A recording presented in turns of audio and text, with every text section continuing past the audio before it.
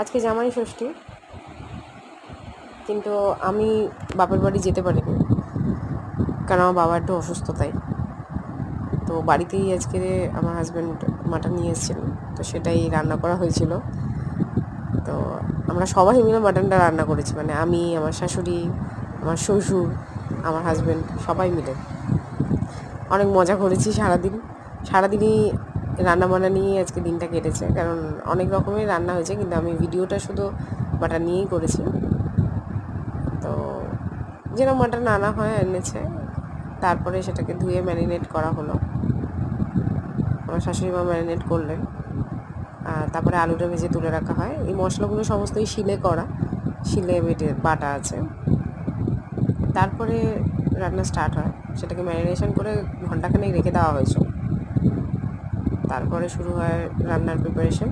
পেঁয়াজটা দিয়ে তেলের মধ্যে তাকে একটু ভাজা ভাজা হয়ে আসলে রসুনটা দিয়ে দেওয়া হয়। তারপরে সেটাও যখন একটু তেল ছেড়ে আসে, সেটার মধ্যে দিয়ে দেওয়া হয় আদা আর লঙ্কা। কোনো রকমের নুন অ্যাড করা এখনও অবধি হয়নি।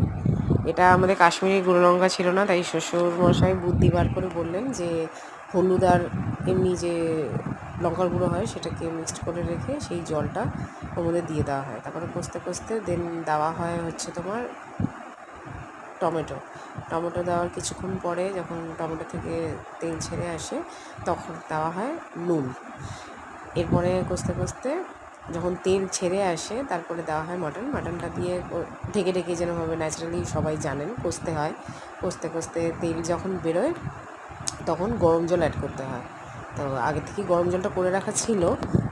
আর এই যেটা দেওয়া হলো সাদা রঙের, এটা চোস্তা চর্বদার একটা সলিড চর্বি, যেটা আমার হাজব্যান্ড খুব খেতে ভালোবাসে, তাই ওটা নিয়ে আসা হয়েছিল। ও নিয়ে এসেছিলো অ্যাকচুয়ালি।